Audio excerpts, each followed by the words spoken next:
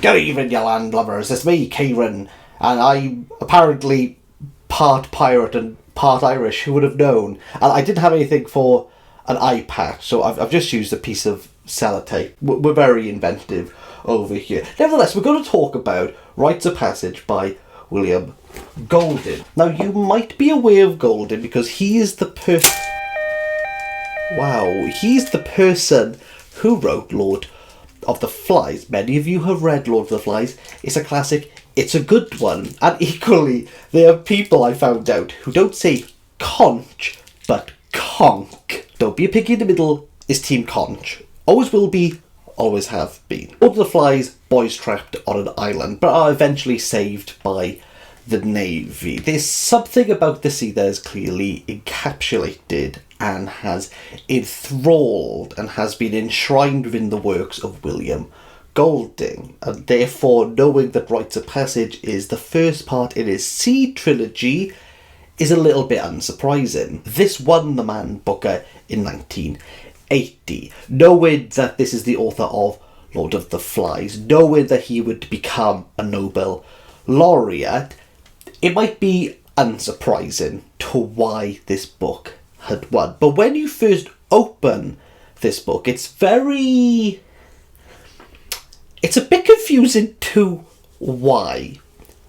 Let me explain. What we are met with are a number of journal entries written by Edmund Taylor. Now, Edmund is going to partake on a voyage on an old rickety ship to Australia, and he's writing to his godfather to talk about, well, what he's encountering, how the journey is going, what he expects, and the mystery of the voyage. Edmund is fairly well off, and he's going to encounter a number of the crew, a number of the passengers, a number of the gentry who are also boarding this ship, who are looking to escape their life in England. So on the ship there is a melting pot of the British society within the 19th century.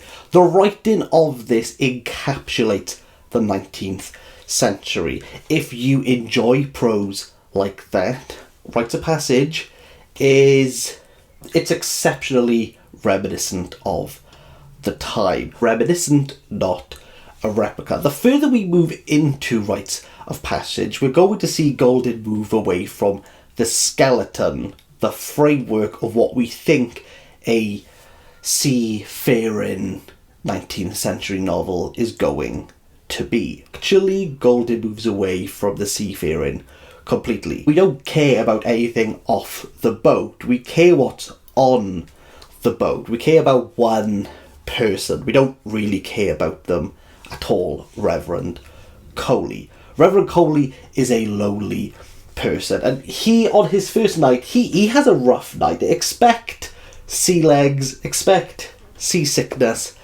expect a lot of drink. Things don't work out for Reverend Coley from the off, and people notice this, with everyone bar a few crammed in the bottom decks, with there being no real entertainment on board.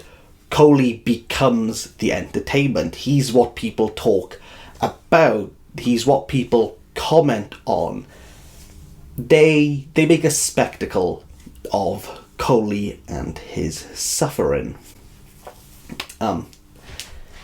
Edmund within his writing, Edmund within his journal, Edmund was in, we the reader who are reading these journal entries, these recollections of what has happened, Edmund portrays this as, well, everyone's in on the joke. Everyone understands that Coley had a bad time, and as we keep going on the journey, he doesn't seem to be getting any better, therefore he provides light relief for the rest of the crew. Now, Edmund hasn't really got a grasp of the situation. He feels everything is fine because actually Edmund's grandfather is the one who has employed most of these people, and Edmund feels a sort of superiority. Now, hierarchy and where people are on the boat are parallel. the bourgeois being at the top, the lowly being on the bottom. And to Edmund, and to most people on this boat, that hierarchy, that level, equates to a moral compass, north and south. The higher you are, clearly the more respectable, the more moral, the more virtuous, the more understanding you are, based on the peasants in the decks. Goldin knows that you can't have a good seafaring story without a capsizing, but it's not the old ship herself that is going to turn over. It's actually our understanding of all the other characters. What was full of wit and humour turns out to be spite and malice. And where does Coley fit into this all? Interestingly, halfway through this novel, Coley's going to take over completely as we see his entries in full. We see the change in perspective. We see the swapping of hierarchy. And Goldin here, through a tale where time becomes meaningless, as people lose track of days, people lose track of where they are and who's who and what's what, that people's morality, people's beliefs, people's ideas are not as swift enough to change with the times and the tides. Goldin's character development is definitely of note here, because we have two very different people who have a tunnel visioned view of who one person is.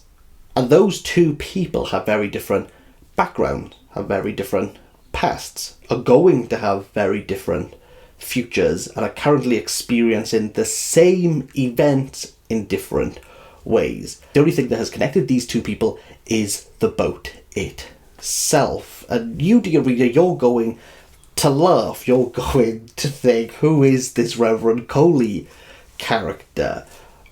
A Goldin's going to ensure that you equally are putting nails in the coffin, just like everyone else in this circumstance. This for me is a 6 out of 10. It is deftly written, and with each turning of that screw, you notice that you're hitting rotten wood. The problem is that you've bored too far until you found out when to stop.